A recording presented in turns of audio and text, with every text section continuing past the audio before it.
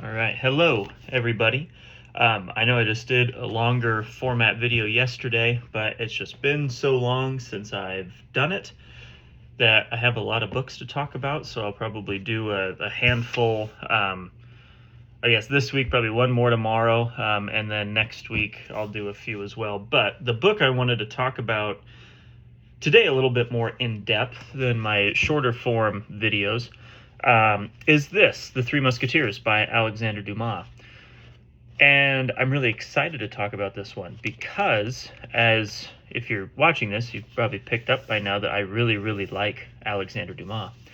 And this is the same thing. I mean, I loved this book for a long time. This took me a little while to get through, and if you go through like my shorts or whatever, it's been a minute since I last talked about this book, but it was kind of my nighttime read. It was my nightstand. I would really only get through like a chapter a night. And then my wife and I had our second baby, so then it was just kind of like by the time I went to bed, super tired.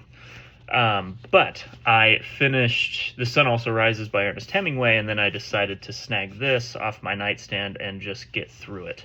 And holy smokes, I mean, once I actually started reading this more in depth, and actually more than just a chapter at a time, and more than a chapter every couple of days or so, when I was actually reading 3 or 4 or 5 chapters in a day, this blew me away. This one was another fun one. I thought it was so great, kind of these stakes, the stakes that all the characters went through, just kind of what was going on in their lives, kind of the threats and the thrills and the anxiety, I thought was a lot of fun. And this is what I liked about Monte Cristo also, was nothing seemed really crazy until it was, I guess. And they have all these connecting characters where you meet one person and you mainly follow our 4 protagonists. You have D'Artagnan, Porthos, Aramis, and Athos. And I don't know if I'm pronouncing those right, so I apologize if I butchered them. But you have those 4 guys, and you really hang out with all 4 of them pretty much the entire time. You mainly hang out with D'Artagnan, who is a very, very young guy. He moves into Paris. He wants to be a musketeer, and the entirety of the book, it's him in the Royal Guard, but he hangs out with these other 3 musketeers, and he knows Monsieur de Treville, who's in charge of the Musketeers, and he gets to know him really well. They're from like the same region, so they have this kind of chemistry right off the bat. And then it's this adventure that D'Artagnan goes through that sets him up to become a musketeer. And I don't want to spoil it, but yes, he becomes a musketeer. But it's a lot of fun because he falls in love, and he has these 3 like little angels or devils or little birds on his shoulder with Aramis, Porthos, and Athos, and they give him all of this advice. And I like how Dumas explains these characters, and how Dumas says, you know, one of them is really stoic, one of them doesn't necessarily give advice, like maybe helps out a little bit in the moment, but will not sit around and vent or, you know, air all this dirty laundry. He just sits there and is present. And I enjoyed that, and I like how the 4 of them really play off of each other throughout the book, how they always have each other's back, and I love their introduction to each other, where D'Artagnan just really makes all 3 of them mad, not all in once, but he doesn't realize they're all connected, but he's does something and makes one mad, does another thing a little bit later, and does a third thing, and then he sets up these times to fight, to duel, and turns out all 3 of them are buddies, and he meets all 3 of them at the same time, and kind of earns his keep amongst those 3 there. And I love it. I love the love story behind it. And the characters that you're not supposed to like are definitely unlikable. The characters that you do like are likable, and I love the world behind it. And something I made a short on a few months ago, right around the time that I started this book, was the fact that these are, you know, based on real people. And I had no idea. Granted, I had really never read this book. I'd never really seen this book before I started reading it here a few months ago. I think it was maybe like January or February. The most that I had ever been introduced to the Three Musketeers was the Mickey Mouse movie from like the 80s. Um, that was the only Three Musketeers media I'd ever seen. So to see it in action by the author, this was a lot of fun.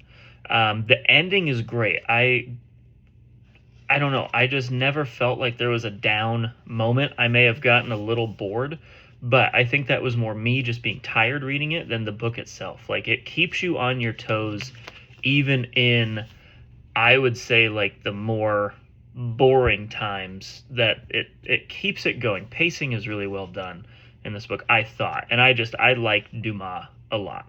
So maybe I have a little bit of bias there, that I like the author and I like his previous works, or other works, I guess, not previous, but I like his other works. So this one, I may just really like it and see something in it that might not necessarily always be there. But it was always fun to get to the next chapter and see what you're doing. And Dumas jumps around between characters as well. It's not just you as the reader following D'Artagnan. You follow him for a while, then you see a little bit of like Aramis, and then Porthos and Athos. Then you see some of the bad guys. You see these meetings between Cardinal Richelieu and other people, and these sides are all bickering back and forth, and D'Artagnan just kind of gets thrust into this discrepancy between the Musketeers and the Cardinal's guards.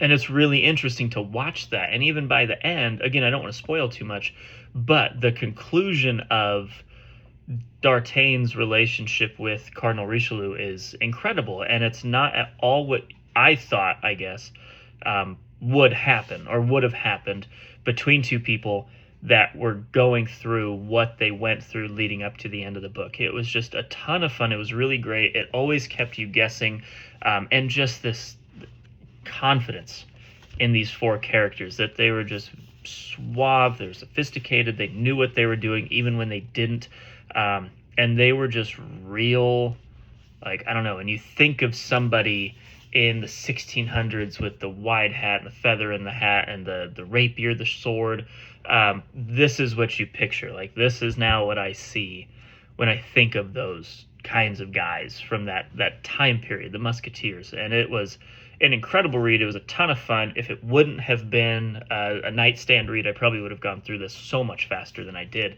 But I would, again, a lot like the Count of Monte Cristo, I loved how everything came to just a really nice, neat conclusion by the end. Like, every single bow was wrapped neatly by the end of this book. And there are so many irons in the fire, from the start to halfway through, that you get closer and closer to the end. Like, this gets smaller and smaller and smaller, and you're like, I don't know how this is going to fit. I don't know how this is going to be resolved. And it does, and it's nice, and it makes sense. And then there's just this amicable ending on top of a lot of sorrowful things that happen, but there's this nice, neat end. I really wasn't left with wanting any more when I finished this book, and that's always really nice. I like a cliffhanger every once in a while, but with this, where it's just a one and done book, there's no extension by Dumas from here, it was a perfect ending. It was so nice, it was great, and everything just made perfect sense by the end. And even some side characters that you see once for a few chapters, maybe 100 pages,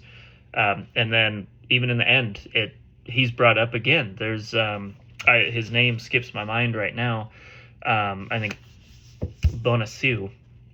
And even his story is kind of concluded in a nice, neat little, it's not much, but you think, oh yeah, I remember that guy, and I'm happy I know what happened to him at the end of this.